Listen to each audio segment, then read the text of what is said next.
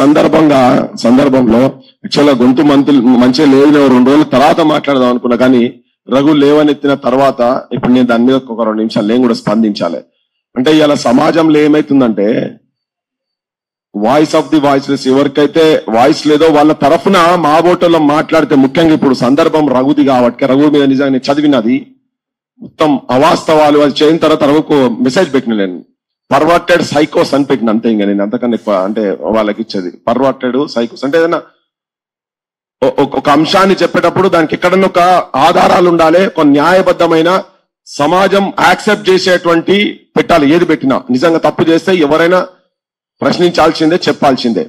ఇలా వాస్తవం కూడా ఇప్పుడు కాటపల్లి అంశం ఉంది. ఒకవేళ ఇప్పుడు తన సుభాష్ మంత్రి గారు ఒకవేళ రఘుకు చెప్పకపోయినా, తెలియకపోయినా, రఘు ఆడికి పోకపోయినా, నేను యాదిరంకులు మేము అక్కడికి రాకపోయినా, ఇవాళ మిమ్మల్ని పట్టించుకుంటూ ఇవ్వలేడు. ఎవరైనా ఉండేనా? మరి సంవత్సరం అవుతుంది పోయి అప్లికేషన్ ఇచ్చి, సంవత్సరం నుంచి తిరుగుతురు కదా, ఎమ్మెల్యే చుట్టూ తిరుగుతుర్రు, నాయకుల చుట్టూ తిరుగుతుర్రు. ఓకే, ఇవాళ పైసలు వాళ్ళ పార్టీ ఆఫీస్ ఇట్లా అనుకుందాం. రఘుకు ఫోన్లు వచ్చినాయి, మా బోటలో కూడా అంటే బంద్ చేసి ఇప్పుడు ఎవరు చేయలే మాకు. కానీ ఒకవేళ రఘే కావాలనుకుంటే 10 కోట్ల రూపాయలు ఇస్తారు తనకు, 2 రోజులలో 10 కోట్ల రూపాయలు ఇస్తారు. పెద్ద పని కాదు, ఇది పెద్ద పని కాదు. కానీ ఇక్కడ ఏం చేస్తున్నంటే సమాజం గురించి ఇటువంటి అన్ని ఎదుర్కొని అడ్డంగా నిలబడుతున్నాం మా బాటోళ్ళం. మాకు కూడా చాలా ఒత్తిడులు. ఇప్పుడు ఏం మొన్న ఉట్టిగా 12:30కు రాత్రి ఇంట్లోకి వెళ్ళి అరెస్ట్ చేసి తీసుకుపోయారు. వారెంట్ లేదు, మన్ను లేదు, ఏం లేదు. ఇంట్లోకి వెళ్ళి వచ్చి తీసుకుపోయారు. యాడి తీసుకుపోతారో ఎవరు తీసుకుపోతారో తెలియదు, అంతా మాఫ్టీలా.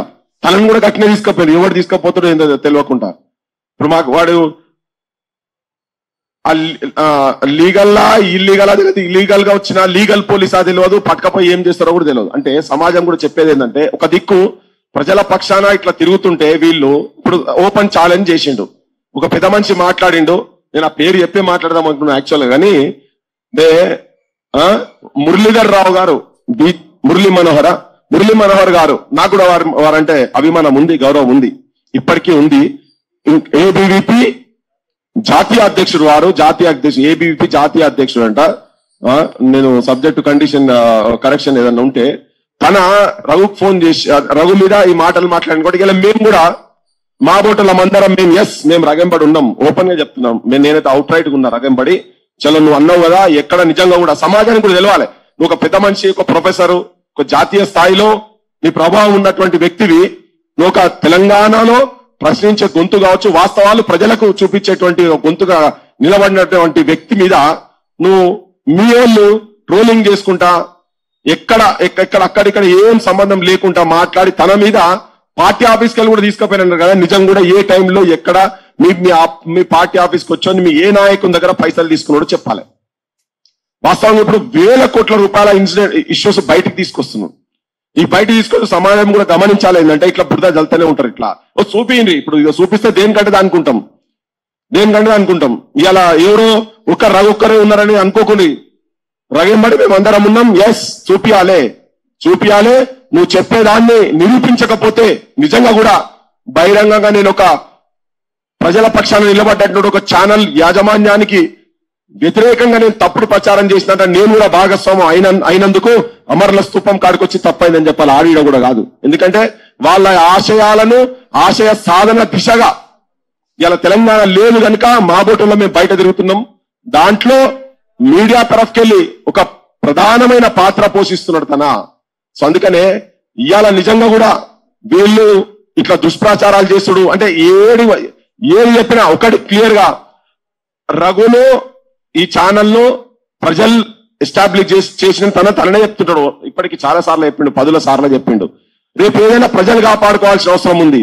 మేము కూడా కార్యాచరణ పెట్టింది. కాటపల్లి వాళ్ళ ముంగడ కూడా ఒక కార్యాచరణ ఏం పెట్టింది అంటే నిజం కూడా మేము ఒక 8-10 సార్లు అనుకున్నాం, అరే వీళ్ళు ఎందుకన్నా రోడ్ల మీదకి వస్తలేరు, వీళ్ళు ఎందుకు వస్తలేరు, అరే మా వాళ్ళు కూడా కాంటాక్ట్లు ఉన్నారు అక్కడ అని. ఒక 10 days కూర్చుంటే ఇష్యూ అవుతుంది కదా అని మీ గురించి కొట్లాడడం మేము తయారున్నాం, కానీ మీరెందుకు కదులుతారు అని. ఈ లండన్కి వెళ్ళి వచ్చి తన తాపత్రయం ఏంటి ఇదంతా, తన మీద కొద్దిగా తన బాధ్యత మీరు కూడా కొంచెం తీసుకోవాలని మేము కూడా హృదయపూర్వకంగా అడుగుతున్నాం. మీ మంచి కోసమే అడుగుతున్నాం, తెలంగాణ మంచి కోసమే అడుగుతున్నాం. మా బొట్టలో ఏదున్నా మేము మాట్లాడుతూనే ఉంటాం. కానీ మళ్ళా రఘు మీద లేకపోతే రేపు భవిష్యత్తులో ఇటువంటి వాళ్ళ మీద అందరి మీద ఎవరైనా ట్రోల్ చేసేవాళ్ళు ఇటువంటి వాళ్ళు ఉన్నారు అని అది ఏమైతుందంటే ఆకాశం మీద ఉంచితే మీ మీద పడ్డట్టే అవుతుంది. మీకు అర్థమైతే లేదు, మీరు ఏం చేస్తున్నారో మీకు అర్థమైతే లేదు. లోపల ఏదో వేరే ఆలోచనలు పెట్టుకొని ఏదో విద్వేషపూర్వకంగా తను ఏం లేని కాడ కూడా మంట పెట్టాలని కనుక మీరు చూస్తే జనం అబ్జర్వ్ చేస్తున్నారు. మీ పరువు మీ పతారనే ప్రజలు చీతు అని ఊంచుకునే స్థాయికి పోతుంది. కాలగర్భంలో కలిసిపోతారు. మీరు ఎట్లా దుష్ప్రచారాలు చేసే దానిలల్లా మీరు కలిసిపోతారు. ప్రజావాక్కు ఎప్పుడైనా చరిత్రలో గుర్తుపెట్టుకోండి, బానిసత్వం చేసిన చరిత్ర ఎప్పుడు ఉండదు. రాజ్యానికి వ్యతిరేకంగా ప్రజల పక్షాన ఉన్నటువంటి వాళ్ళ చరిత్రనే ప్రజలు నోట్లల్లా నాంతుంటది. అదే సాహిత్యమై రేపు పొద్దుగాలు వస్తుంది. ఏం చేసినా మేము మా బొట్టులమంతా రావు కానీ మేమందరం మా బొట్టులమందరము ఇలా కాలం సింగ్ కూడా ఉన్నాడు ఇక్కడ, మా రంజిత్ ఉన్నాడు అనుకుందాం, విఠల్ కావచ్చు, నాగేష్, ఇగో ఇటువంటి వాళ్ళు మీ వాళ్ళ మీద మీ దాంట్లో మీ ఊర్లో మా జలంధర్ అసంటోళ్ళు కావచ్చు. ఇలా సమాజం మా బోటులము ఇన్ని రోజులు లేరు కాబట్టినే ఇట్లా జరిగింది కావచ్చు. అంటే కొంతమంది వచ్చి పార్టీలో చుట్టుపోతున్నారు. కానీ నిజాన్ని నిర్భయంగా నిర్మోహమాటంగా చెప్పేటువంటి దమ్ము ధైర్యం మా బాటులకు ఉన్నది. రఘు ఒక్కడ అనుకోకండి దయచేసి. సార్ మీకు ఒక విజ్ఞప్తి, నేను హంబుల్ రిక్వెస్ట్ ఏంటంటే మీరు ప్రూవ్ చేయాలి, లేకుంటే అమర్ల స్తూపం కాడికి వచ్చి తప్పైందని చెప్పాలి. దీన్ని నేను మళ్ళా రెండోసారి రీఇటరేట్ చేస్తున్నా. ఈ ప్రశ్న మీరు బహిరంగంగా అన్నారు కాబట్టి మీ మీద ఈ ప్రశ్న మేము వేస్తూనే ఉంటాం.